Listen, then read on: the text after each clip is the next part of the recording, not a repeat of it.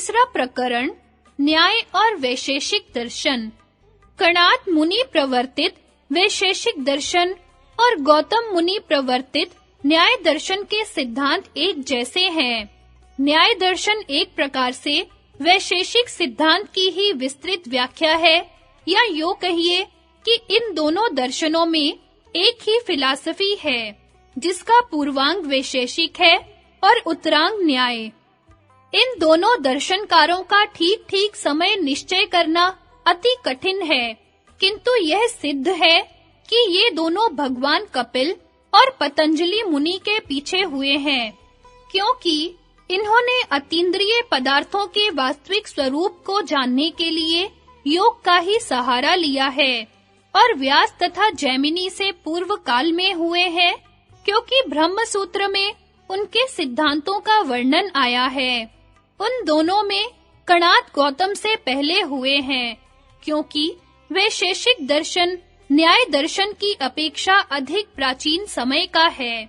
वैशेषिक दर्शन नामकरण। इस दर्शन का नाम वैशेषिक, कणाद तथा औलूक्य है।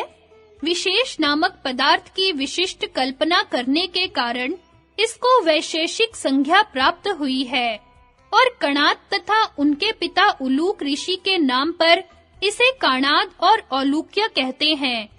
कणाद का कहीं-कहीं काश्यप अर्थात कश्यप मुनि का पुत्र अथवा कश्यप गोत्र वाला नाम भी मिलता है। वैशेषिक सूत्रों की संख्या 370 है, जो 10 अध्यायों में विभक्त है। प्रत्येक अध्याय में 2 आहनिक हैं। प्रथम अध्याय के प्रथम आहनिक में द्रव्य, गुण तथा कर्म के लक्षण तथा विभाग का और दूसरे में सामान्य का, दूसरे तथा तीसरे अध्याय में 9 द्रव्यों का, चौथे अध्याय के प्रथम आहनिक में परमाणुवाद का तथा द्वितीय में अनित्य द्रव्य विभाग का, पांचवें अध्याय में कर्म का, छठे अध्याय में वेद प्रामाण्य के विचार के बाद धर्म अधर्म का, सातवें तथा आठवें अध्याय में कतिपय गुणों का, नवें अध्याय में अभाव तथा ज्ञान का और 10वें में सुख दुख विभेद तथा विविध कारणों का वर्णन किया गया है। वैशेषिक का अर्थ है पदार्थों के भेदों का बोधक। पदार्थ जो प्रतीति से सिद्ध हो उसे कहते हैं। वैशेषिक दर्शन में हेय, हेय हेतु, हान और हानोपाय इन चारों प्रतिपाद्य विषयों को समझने के लिए 6 पदार्थ द्रव्य, गुण, कर्म, सामान्य, विशेष और समवाय का निरूपण किया है तथा उनके सामान्य धर्म और विशेष धर्म के तत्व ज्ञान से निःश्रेयस अर्थात मोक्ष बतलाया है। यथा धर्म विशेष प्रसूतात् द्रव्य गुण कर्म सामान्य विशेष समवायनाम पदार्थानाम साधर्म्य वैधर्म्याभ्याम तत्व ज्ञानानि श्रेयसम। धर्म विशेष से उत्पन्न हुआ जो द्रव्य, गुण, कर्म, सामान्य, विशेष और समवाय पदार्थों का साधर्म्य और वैधर्म्य से तत्व ज्ञान, उससे मोक्ष होता है। इन पदार्थों में केवल धर्मी तो द्रव्य है, अन्य 5 पदार्थ धर्म हैं, अर्थात गुण और कर्म द्रव्य के धर्म हैं, सामान्य और विशेष द्रव्य गुण और कर्म तीनों के धर्म हैं और समवाय 5 का धर्म है। इन 6 में से पहले 3 द्रव्य, गुण और कर्म मुख्य पदार्थ हैं, क्योंकि इन्हीं से अर्थ क्रिया सिद्ध होती है और यही धर्म अधर्म के निमित्त होते हैं। शेष 3 उप पदार्थ हैं, क्योंकि उनसे कोई अर्थ क्रिया सिद्ध नहीं होती, वे केवल शब्द व्यवहार के ही उपयोगी हैं। 9 द्रव्य 9 है। पृथ्वी व्यापस तेजो वायुराकाशम कालो दिगात्मा मन इति द्रव्याणि। पृथ्वी जल अग्नि वायु आकाश काल दिशा आत्मा और मन, ये 9 द्रव्य हैं।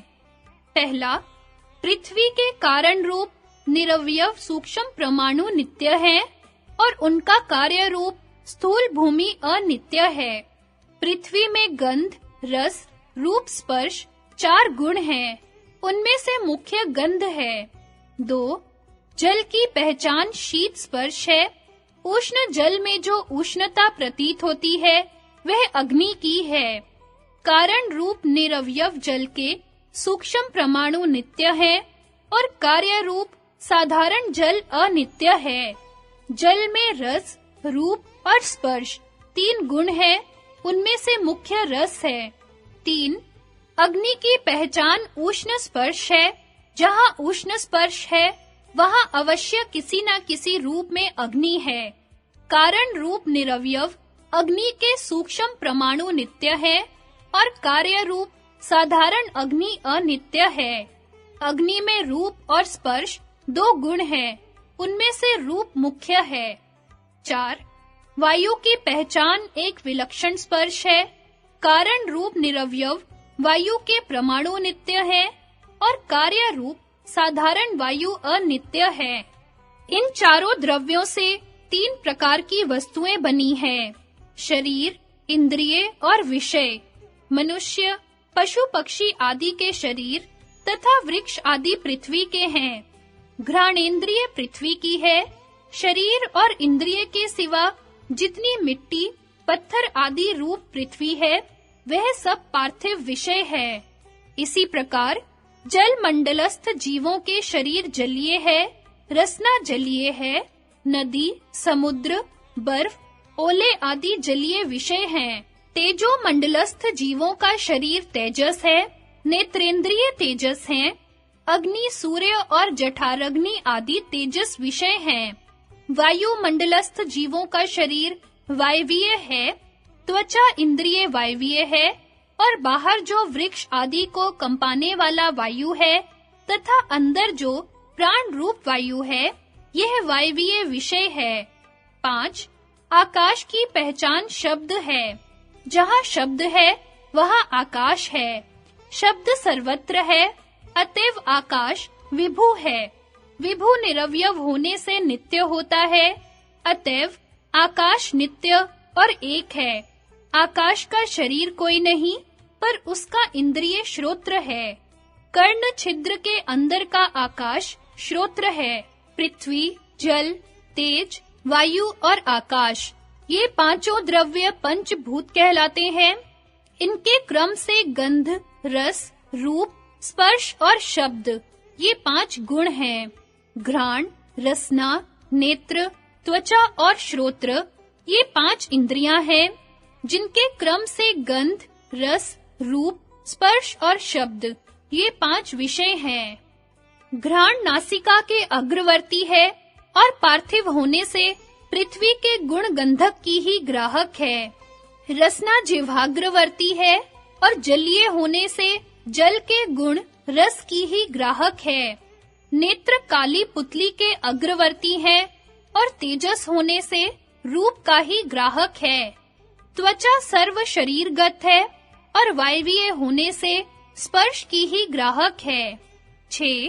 काल, यह उससे आयु में छोटा है, वह इससे आयु में बड़ा है। यह जल्दी हो गया है और वह देर से हुआ है, इत्यादि जो विलक्षण प्रतीतियां होती हैं, उनका निमित्त काल है। काल सारे कार्यों की उत्पत्ति, स्थिति और विनाश में निमित्त होता है।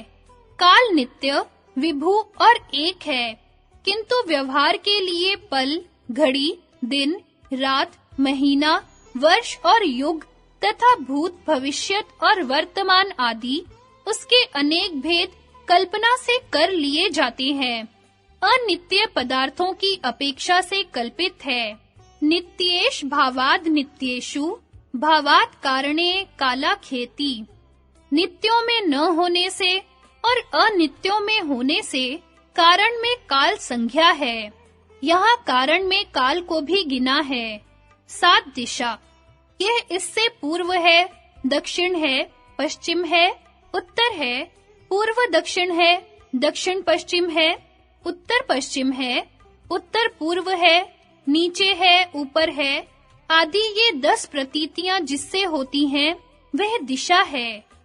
इत इदम इति यत् सद्दिश्यम लिंगम, यहाँ से यह पर है या अपर, यह प्रतीति जिससे होती है, वह दिशा का लिंग है। सारे कार्यों की उत्पत्ति, स्थिति और विनाश में कालवत दिशा भी निमित्त होती है। कालवत दिशा भी विभु है और एक है, किंतु व्यवहार के लिए उसके भी पूर्व आदि भेद कर लिए जाते हैं। परिच्छिन्न पदार्थों की अपेक्षा से कल्पित है। 8. आत्मा। आत्मा की पहचान चैतन्य है। ज्ञान शरीर का धर्म नहीं हो सकता, क्योंकि शरीर के कारण जो पृथ्वी आदि भूत हैं, उनमें ज्ञान नहीं। यदि उनमें ज्ञान होता, तो उनसे बने हुए घटादि में भी ज्ञान होता। ज्ञान इंद्रियों का भी गुण नहीं है, क्योंकि किसी इंद्रिय के नष्ट हो जाने पर भी उसके पहले अनुभव किए हुए विषय की स्मृति रहती है, और स्मृति उसी को होती है जिसने अनुभव किया हो। इसलिए यह अनुभव करने वाला इंद्रियों से भिन्न है। ज्ञान मन का गुण भी नहीं, क्योंकि मन जानने का साधन है, ज्ञाता नहीं। इसलिए परिशेष से ज्ञान आत्मा का गुण सिद्ध होता है। इससे आत्मा का अनुमान होता है। इसी प्रकार इच्छा, द्वेष, प्रयत्न, सुख, दुख भी शरीर से भिन्न आत्मा का अनुमान कराते हैं।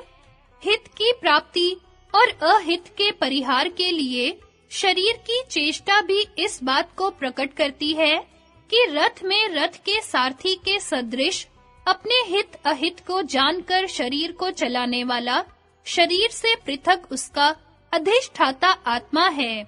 आकाशवत आत्मा भी विभु और नित्य है। विभुवान महानाकाश तथा चात्मा। विभु धर्मवान महान है आकाश, वैसे आत्मा है। 9. मन जिस प्रकार बाह्य रूप आदि ज्ञान के साधन नेत्र आदि इंद्रियां हैं, उसी प्रकार सुख दुख आदि के ज्ञान का साधन जो इंद्रिय है, वह मन है। मन अणु है।